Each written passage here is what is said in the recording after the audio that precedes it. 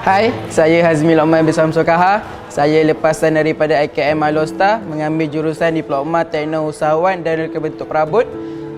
Saya salah seorang pemilik company Semeru Kabinet Sindirian Berhad. Saya merupakan salah seorang mempunyai penyakit delisia iaitu masalah pembelajaran, dan saya juga merupakan pemegang kad PKU. Walaupun saya mempunyai masalah pembelajaran, tapi bagi saya ini bukan halangan untuk saya berjaya jauh ke hadapan berbanding semua orang lah.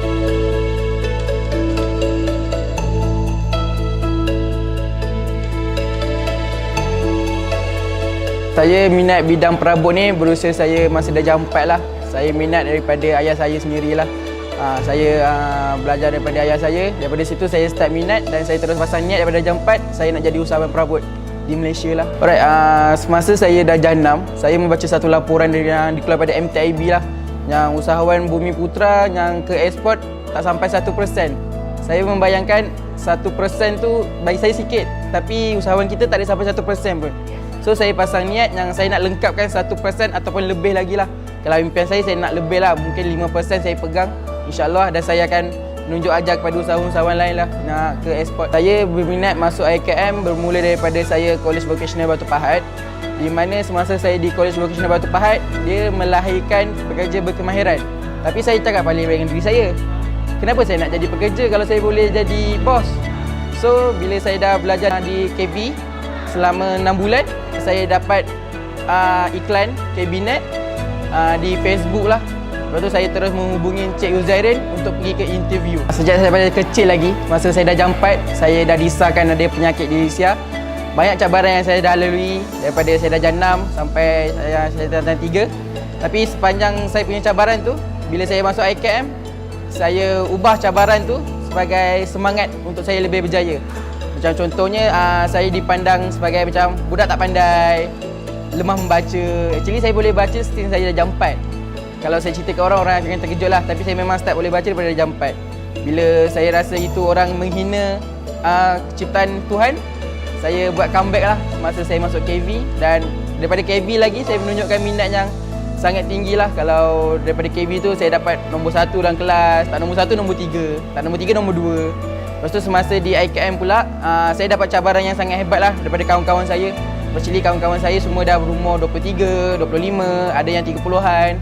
Bila saya rasa saya ni sangat muda, mula saya fikir macam, mudanya betul ke aku buat tindakan ni? Tapi saya rasa why not? Kalau bukan daripada sekarang, bila lagi saya nak berjaya awal?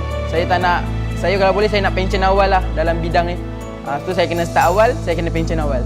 Itu yang saya nak. Sepanjang saya belajar di IKM Alostar, guru-guru ataupun lecturer-lecturer yang ajar saya, terutamanya Encik Uzairin, Encik Alif, beliau, diorang berdua sangat bagi saya support lah. Walaupun saya lembab, walaupun yelah masalah delisia ni dia lembab, masalahnya bila lembab tapi diorang still support. Diorang support, beri saya masa. Alhamdulillah itu semua membuahkan hasil lah. Lepas tu dekat IKM juga, mesin yang digunakan adalah mesin yang bagi saya ada yang tercanggih lah di Malaysia. Bukan di dunia tapi di Malaysia lah. Bila mesin diorang canggih, saya boleh belajar lebih daripada biasa. Macam contohnya mesin table saw yang di IKM, mesin di luar, di KV ataupun di kilang-kilang lain, mereka masih menggunakan mesin hijau, mesin table saw hijau. Tapi di IKM dah guna mesin shading table saw. So bagi saya, IKM ni sangat membantu saya lah untuk lebih berjaya. Sepanjang saya di IKM, iaitu 2 tahun lebih, saya dah buat sales sebanyak 150,000 lebih lah dalam masa 2 tahun. Sebenarnya bagi saya sales ni saya boleh lebih jauh, tapi disebabkan masa saya zaman COVID, zaman PKP, so saya terstuck sikit lah. Dalam masa setahun juga saya tak boleh buat kerja. Itu menyebabkan sales saya sedikit lah berbanding abang saya. Macam abang saya dia boleh buat 300,000. Saya rasa kalau tak di PKP pun saya rasa saya boleh buat lebih daripada abang saya. Saya bapa kepada Haziq Lokman dan Hazmi Lokman. Kedua-dua anak saya ini belajar di IKM Alostar. Saya mempunyai 5 orang anak. Seorang daripadanya iaitu Hazmi Lokman mempunyai masalah pembelajaran, penyakit dyslexia. Dia lambat membaca. Dia lebih fokus kepada nombor. ABC ni dia memang kurang tangkap lah. Dia darjah 4, darjah 5 dia baru boleh membaca. Okey, masa kecil-kecil saya lihat dia suka sangat bermain dengan alat pertukangan. dia menjadikan macam cordless tu sebagai pistol, sebab benda tu bateri, dia bawa pusing dia leka sangatlah dengan peralatan pertukangan. Azmi ni daripada kecil dia seorang budak yang bila inginkan sesuatu tu dia mesti nak. Kalau dia kata dia nak tu mesti nak. Kalau saya tak penuhi agak satu kekacauan dalam keluarga saya akan berlaku. Dia contoh macam saya dulu pernah pergi Padang Besar bawa dia jalan. Dia berminat dengan helikopter. Tapi saya rasa saya tak boleh nak beli sebab anak saya ada 5 orang. Kalau nak beli satu tak cukup.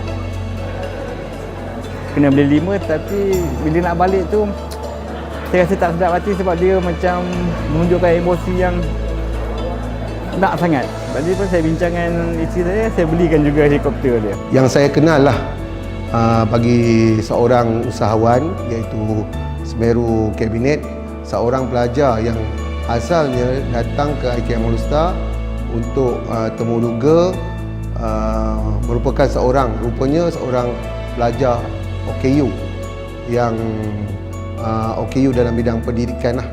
Jadi pada masa yang saya kenal beliau, semasa dalam pembelajaran manajemen furniture, pada masa tu memang agak sukar lah untuk mendidik beliau kerana dia takut, cara bercakap dia tidak berapa konsisten pada itu, dan pada mana dia suka malu-malu.